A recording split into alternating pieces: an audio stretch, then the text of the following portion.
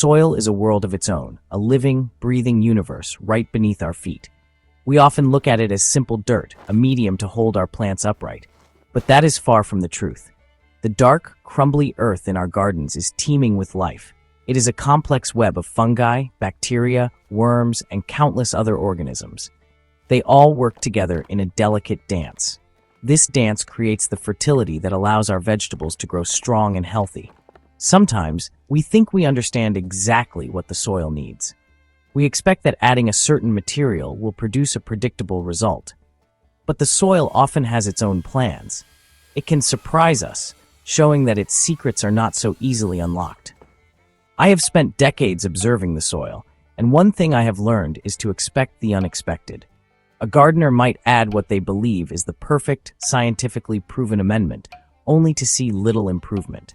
Another might use simple, humble materials and witness a garden that thrives beyond all expectation. This is because soil health is not about a single ingredient. It is about creating a balanced environment where life can flourish. The interactions between different materials, the moisture levels, the air pockets, and the living creatures all play a part. It is a system, and the best way to learn about it is to watch it closely, to experiment, and to remain open to its quiet lessons. Our experiment began with this very idea. We wanted to see what would happen when we compared two very different materials. On one side, we had simple, unassuming cardboard, something most people throw away. On the other, we had premium biochar, a material praised for its advanced scientific properties. We set up two identical garden beds, side by side. Our goal was to observe how each material influenced the soil over a growing season. We wanted to look beyond the surface and understand the changes happening within the soil structure itself. We were curious to see if the expensive, modern solution would truly outperform its humble counterpart. The stage was set for a fascinating comparison. One bed represented a path of simplicity and recycling, using a material that is freely available to almost everyone. The other represented a path of modern soil science, using a product designed with specific properties to enhance soil fertility. We did not go into it with a firm belief about which would win. Instead, we approached it with curiosity. The soil is the best teacher, and we were ready to be its students. We wanted to see what it would show us about creating health and abundance, not just for one season, but for the many years to come. This journey is about more than just growing vegetables. It is about understanding the very foundation of our gardens. In gardening, just as in many other parts of life, we are often drawn to the idea of a magic bullet. This is the belief that one perfect product or one complicated technique holds the key to success. Marketers are very good at promoting this idea. They present us with beautifully packaged bags and bottles, promising incredible results. These products often come with scientific-sounding names and a high price tag. The message is clear. If you want the best garden, you need to buy the best, most advanced solutions. Many gardeners, especially those new to growing, can feel pressured by this. They worry that their simple methods are not good enough. This mindset can prevent us from seeing the power in what we already have. We might overlook the incredible value of homemade compost, fallen leaves, or even plain cardboard. Why? Because they are simple, they are often free, and they don't come with a glossy label or a list of impressive-sounding ingredients. Yet, these are the very materials that nature has used for millions of years to build rich, fertile soil. The forest floor does not need a bag of expensive granules to thrive. It uses a slow, steady supply of organic matter. Simple comparisons, like the one in our experiment, help us challenge the magic bullet myth. They empower us to trust our own observations. The allure of a quick fix is strong. We all want our gardens to succeed, and we want to give our plants the best possible start. It is easy to believe that a product engineered in a lab must be superior to something as ordinary as cardboard. The scientific explanations behind products like biochar are compelling. They talk about cation exchange capacity and microbial housing, which all sound very impressive. And indeed, these products can be very effective. But effectiveness is not the only measure of value. We also have to consider cost, accessibility, and the environmental impact of producing and shipping these materials around the world. Our experiment was designed to cut through this noise. We wanted to put these ideas to a practical test right here in the garden. By creating a simple side-by-side trial, we could see the results with our own eyes. We could feel the soil texture, observe the plant growth, and even count the worms. This direct experience is far more powerful than any marketing claim. It teaches us to be critical thinkers in our own gardens. It encourages us to ask questions. Is this expensive product truly necessary? Could a simpler, cheaper alternative work just as well, or perhaps even better? The answers can often be found by simply trying things out. Cardboard is one of the most underrated resources for any gardener. When people think of cardboard in the garden, they often think of it only as a weed barrier for the no-dig method. And it is excellent for that purpose. A layer of cardboard on the ground, covered with compost, effectively smothers weeds and grass, allowing you to create a new garden bed with ease. But its benefits go much deeper than that. Cardboard is made from wood pulp, which means it is a source of carbon. As it breaks down, it becomes food for a vast array of soil life. It is particularly attractive to fungi, whose fine, thread-like networks, known as mycelium, are essential for healthy soil structure. The magic of cardboard truly starts when it gets wet. It acts like a sponge, absorbing and holding moisture in the soil. This is incredibly valuable, especially during dry periods. This retained moisture creates a perfect habitat for earthworms. If you lift a corner of decomposing cardboard in a no-dig bed, you will almost always find a community of worms underneath. They are drawn to the moisture and the decaying material. As the worms burrow and feed, they create channels that aerate the soil. Their castings, or manure, are one of the richest natural fertilizers you can get. The cardboard essentially becomes a dinner plate and a safe house for these tireless soil builders. To get the most out of cardboard, it is important to use it correctly. You should always use plain brown cardboard without any plastic tape or glossy colored inks. These can contain chemicals that we do not want in our soil. The process is simple. Lay the cardboard directly on the soil surface. To accelerate its decomposition and boost microbial life, it is a great idea to water it with compost tea. This inoculates the cardboard with beneficial bacteria and fungi right from the start. Then, you simply cover the wet cardboard with a generous layer of compost or other organic matter. This top layer protects the cardboard and provides nutrients for your plants. Over time, the cardboard completely disappears. It does not just vanish, it is transformed. The worms, fungi, and bacteria break it down and incorporate it into the soil. What was once a stiff sheet of paper becomes part of a dark, rich, and crumbly soil structure. It contributes to the formation of humus, the stable organic matter that gives topsoil its fertility. This process turns a waste product into a powerful soil amendment. It improves water retention, feeds soil life, and builds long-term fertility, all without costing you a penny. It is a perfect example of how simple materials can have a profound impact on the health of your garden. Biochar is a fascinating material with a long history. It's essentially a special type of charcoal made by heating organic matter, like wood chips or straw, at a high temperature in a low-oxygen environment. This process is called pyrolysis. The result is a black, lightweight, and incredibly porous material. Think of it as a rigid sponge, but on a microscopic level. Each tiny piece of biochar is filled with countless nooks and crannies, and this structure is what gives biochar its remarkable properties. It's important to know that biochar is not a fertilizer in itself. It contains very few nutrients. Instead, its power lies in its ability to hold onto nutrients and water and to provide a home for beneficial microbes. One of the most important things to understand about biochar is that it must be charged before you add it to your garden. Because it's so porous and absorbent, if you add it to the soil directly, it'll act like a sponge and soak up the existing nutrients and water. This can temporarily starve your plants. Charging biochar simply means preloading it with nutrients and microbes.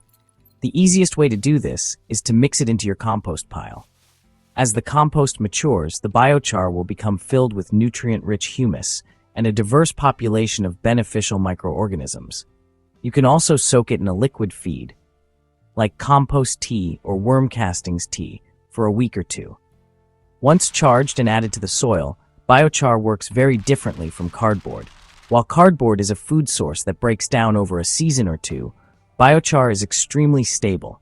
It can persist in the soil for hundreds or even thousands of years. Its primary role is to improve the soil's structure and its ability to function. The huge surface area of its pores provides a perfect habitat for beneficial bacteria and fungi, protecting them from predators and harsh conditions. This creates a more resilient and active soil food web. It also improves the soil's cation exchange capacity, which is its ability to hold onto and release essential plant nutrients like calcium, potassium, and magnesium.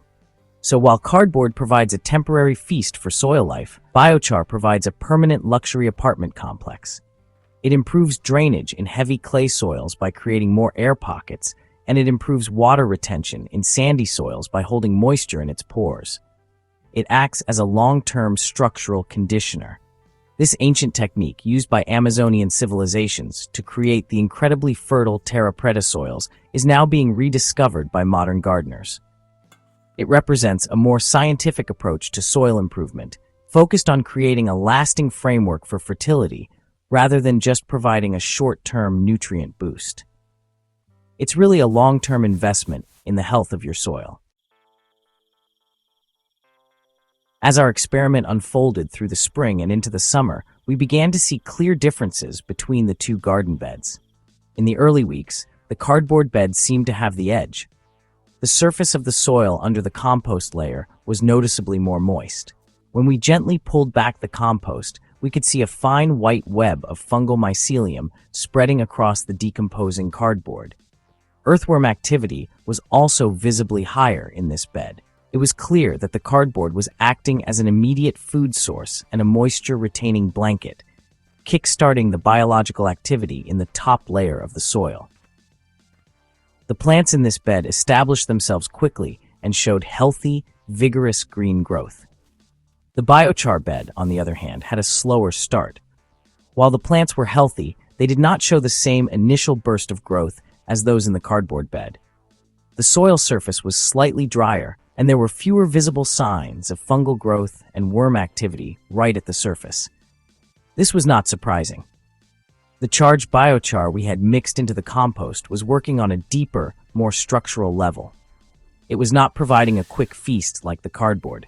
Instead, it was slowly integrating itself into the soil matrix, creating a permanent framework for microbial life and nutrient exchange. Its benefits were less obvious at first glance. As the season progressed and the summer heat intensified, the tables began to turn. The cardboard in the first bed was breaking down rapidly, as it is designed to do. While it had provided a fantastic start, its direct influence was beginning to wane. The soil was still in good condition, but the initial surge of activity had leveled off.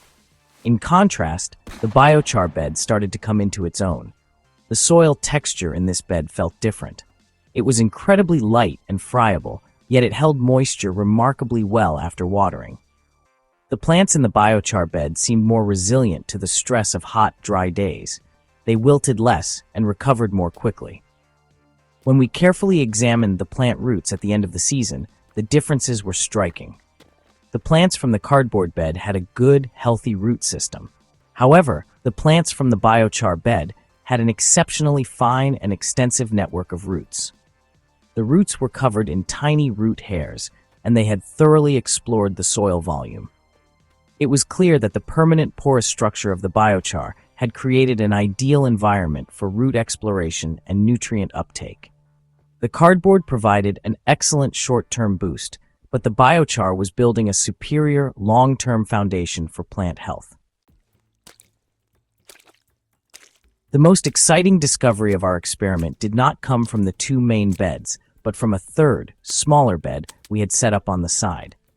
In this bed, we decided to try using both amendments together.